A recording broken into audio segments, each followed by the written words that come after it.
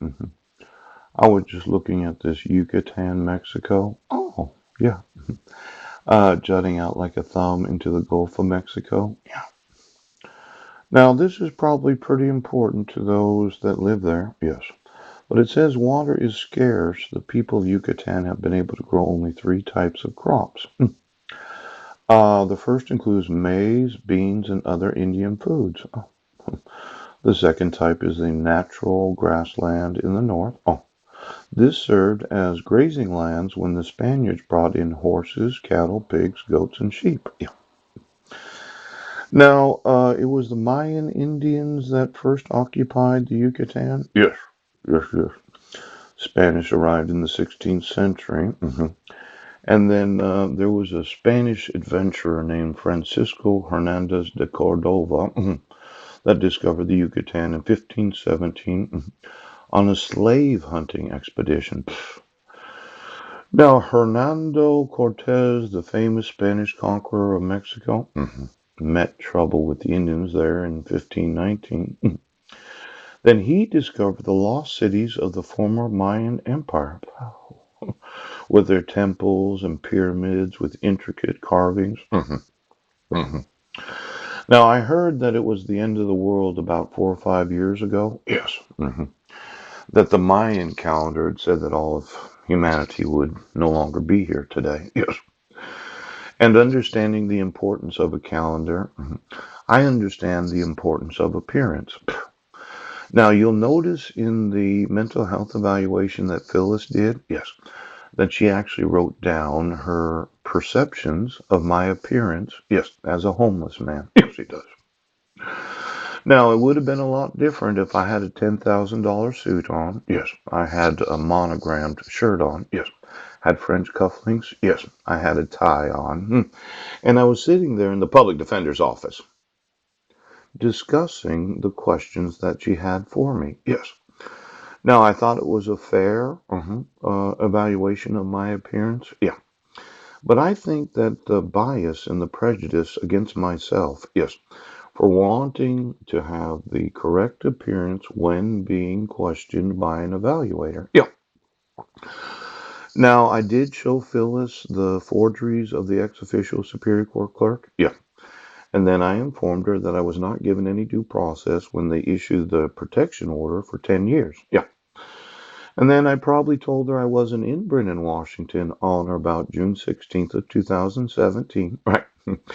And I wasn't cyber stalking. I was informing law enforcement of my rights being violated. Yes. Now, for some reason, somebody thinks that appearance doesn't matter. Yes. But I think the perception of the individual because of their outward appearance does affect whether or not somebody really listens to what they have to say. Now, let's say I sued you today, one of those class action lawsuits. Yes. Where for every time you required a mental health evaluation, you intentionally obstructed the rights of the individual, yes, to look as good as they could, yes, so that the professional person from the state would perceive their competence to stand trial. Now, I would say that when you decided to dismiss the case for mental illness and mental defect, yes, knowing I wasn't in Squim, let's go ahead, knowing I wasn't in Jefferson County, let's go ahead, that my appearance, yes, was in many ways prejudicing, the causing a prejudice of, yes, it does, a mental health evaluator. Now, could you give me all the mental health evaluations again for the last 30 years? Yes. In every county and city of the United States of America. I'd like to know, yes, did the individual defending the accused make every attempt to make it possible for the accused to look as good as they could? Yes, before having to have the mental health evaluation. Now, I know the public defender's office thinks I'm stupid. Yes. But I intentionally sent you an email, yes, wanting to reschedule the mental health evaluation. Now, it's been my experience in this county that once you make a decision, you never change your mind. But I'm thinking that I have a large class action lawsuit, yes, for every time right now that you use the mental health evaluation to obstruct a person's right to exoneration. Yes, to obstruct a person's right to have your forgery and fraud removed. Yes, because today I'm wanting my sons. Yes. And then there's Marilyn Van Proyen. See, the way that I have planned our relationship, yes, is I would keep all my clothes in her room. Yeah.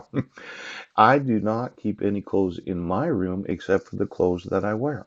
Oh, then I'd be obligated to go to her room, yes, so that she would decide what I wear to dinner. Yes, she would decide if I look good when I get dressed to go to the office. Yes, and I would be obligated to remove all my clothing so that she can see me naked.